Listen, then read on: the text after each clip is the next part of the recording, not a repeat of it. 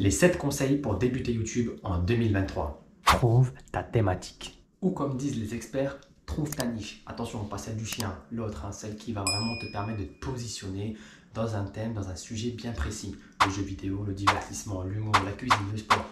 Il y a énormément de choses sur lesquelles tu peux travailler sur YouTube en termes de création de contenu. Ce que je te conseille, c'est d'aborder un thème sur lequel tu es passionné, sur lequel tu peux parler facilement sans forcément devoir réfléchir. Déjà, ça va se ressentir sur tes vidéos et ça va te permettre plus de facilité pour trouver des idées. Mais attention, il y a des sujets qui sont plus bouchés que d'autres. Exemple, le jeu vidéo, connu, tout le monde en fait, de bonne qualité, de moyenne qualité, de mauvaise qualité. C'est à toi de savoir si tu veux vraiment te lancer dedans, sachant que l'évolution va être plus compliquée ou plus lente. Mais si tu as vraiment envie de t'investir dans le sujet, fonce, vas-y et tu verras ce que ça donne. Trouve ton rythme de publication. Le rythme de publication est vraiment super important pour toi et pour les personnes qui vont te suivre. Pour toi, ça va te permettre d'être cohérent dans tes publications et de te donner des dates de publication à respecter, ce qui est super important pour avoir un contenu, on va dire, régulier et surtout pour que les personnes qui te suivent aient du contenu à regarder et aussi qui viennent simplement constater ton évolution à travers tes montages, tes vidéos, ton son, ton écriture et d'être à l'aise ou pas face à la caméra. Le conseil que je peux donner sur ça,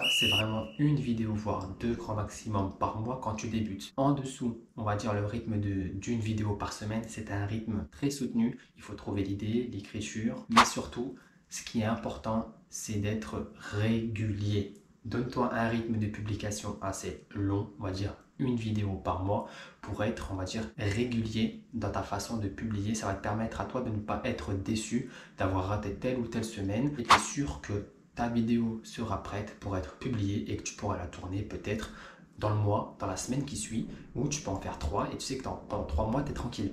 Donc c'est aussi important d'avoir ce rythme de publication où tu peux dire, bon ok, là je suis tranquille, j'ai 3 mois devant moi, j'ai 2 vidéos de prêtes, je peux les publier à ce rythme-là, je suis tranquille. Les jours de publication qui sont pour moi le plus optimal à publier, on va dire que c'est le mercredi à partir de 10h et le samedi, pareil, entre 10h et midi, tu peux publier. Donc tu peux publier le mercredi et le samedi, pas avant 10h et surtout pas après 23h. Donc ça sert à rien de publier après 22-23h parce que sur YouTube, il n'y a quasi plus personne à part des gens qui s'y perdent et on veut vraiment toucher un public cible sur lequel nos vidéos ont de l'impact. Utiliser du matériel que tu connais. Je vois beaucoup de youtubeurs qui débutent sur YouTube et qui utilisent surtout du matériel qu'ils ne connaissent pas. Donc peut-être que le son il n'est pas assez bon, la vidéo peut-être trop sombre, trop claire parce qu'ils ont voulu tester un nouveau réglage. Moi ce que je te conseille c'est d'utiliser vraiment le téléphone que tu as dans ta main tous les jours, acheter peut-être un trépied et un support pour mettre le téléphone dessus. Et c'est tout pour commencer. Tu peux faire de très belles vidéos, des voix off en enregistrant ta vidéo si tu n'as pas envie de montrer ton visage. Mais ce qui est important, c'est d'utiliser ce que tu connais déjà comme matériel, ton téléphone pour commencer à te filmer ou ton ordinateur portable qui peut facilement faire des montages vidéo maintenant avec les logiciels qu'on utilise. Et surtout, ça va te permettre de gagner énormément de temps dans tes montages vidéo. D'accord? Tu ne vas pas avoir 36 000 appareils pour le son, pour la vidéo. Ça va te permettre d'avoir tout en condensé sur ton téléphone, d'exporter et de commencer à travailler ton montage. Ça me permet d'aborder le point suivant, montage vidéo et retouche photo. Tu vas être ton propre monteur vidéo, ton propre photographe, ton propre GFX, donc c'est celui qui fait tes logos.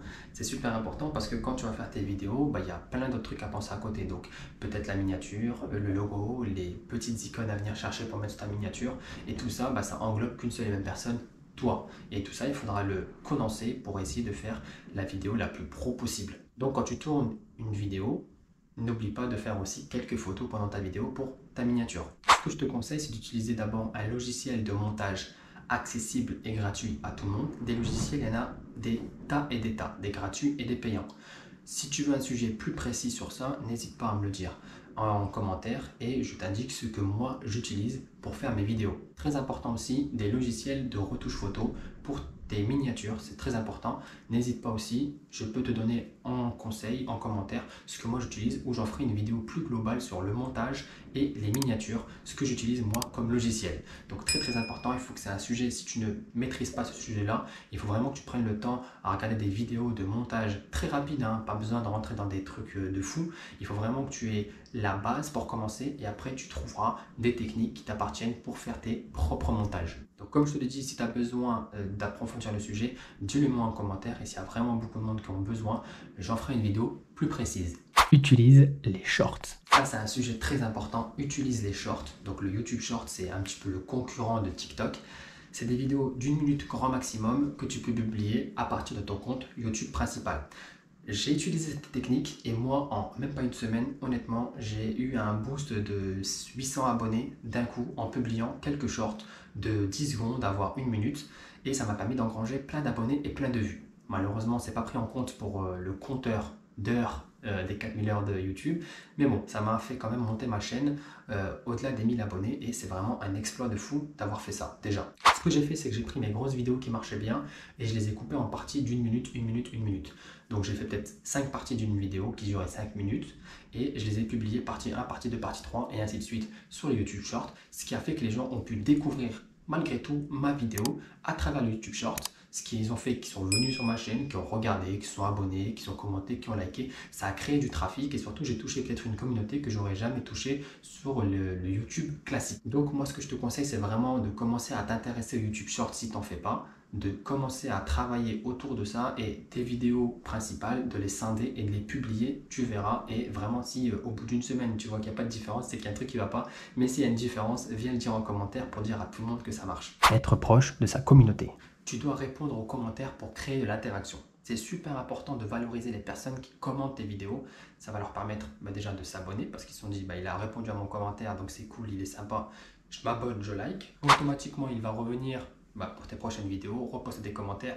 Qui dit commentaire sur la vidéo dit interaction à ta vidéo, dit que YouTube va la proposer à plus de personnes et ainsi de suite. Donc sois super proche de la communauté, réponds aux commentaires et surtout demande à ce qu'ils postent des commentaires sur telle ou telle vidéo, telle ou telle question. Et si même toi, tu te poses des questions pendant tes vidéos, n'hésite pas à dire est-ce que vous connaissez la réponse à cette question? Dites-le moi en commentaire s'il vous plaît.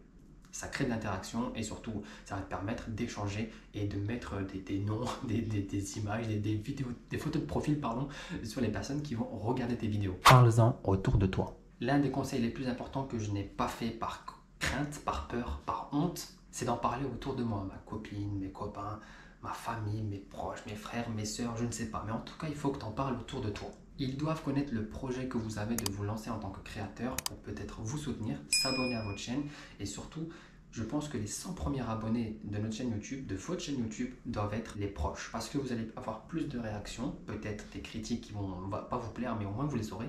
Ah là le son il est pas bien, là la vidéo elle est pas top, t'aurais dû cadrer comme ça, t'aurais dû parler plus fort. Enfin voilà, des conseils qui peuvent vous aider à avancer. Et surtout, à un moment ou à un autre, vous allez devoir peut-être tourner des vidéos qui vont vous demander peut-être avoir du silence, ou peut-être de l'aide, ou peut-être carrément faire apparaître ces personnes dans vos vidéos.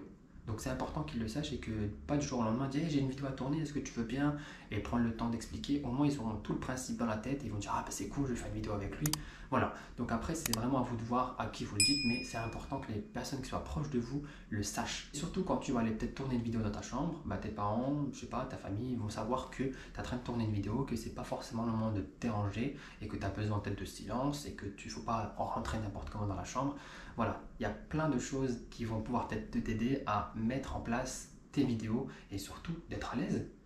Tes parents, ils savent que tu tournes une vidéo, toi, tu n'es pas dans la crainte qu'ils ouvrent la porte et qu'ils te voient en train de tourner une vidéo et ils vont trouver ça bizarre. Non, tu es à l'aise, ils savent ce que tu fais et toi, tu es tranquille, tu peux carrément te concentrer sur ta vidéo pour être le plus à l'aise possible. Voilà, c'est la fin de la vidéo, donc si tu as aimé, si ça t'a aidé, n'hésite pas à le dire en commentaire.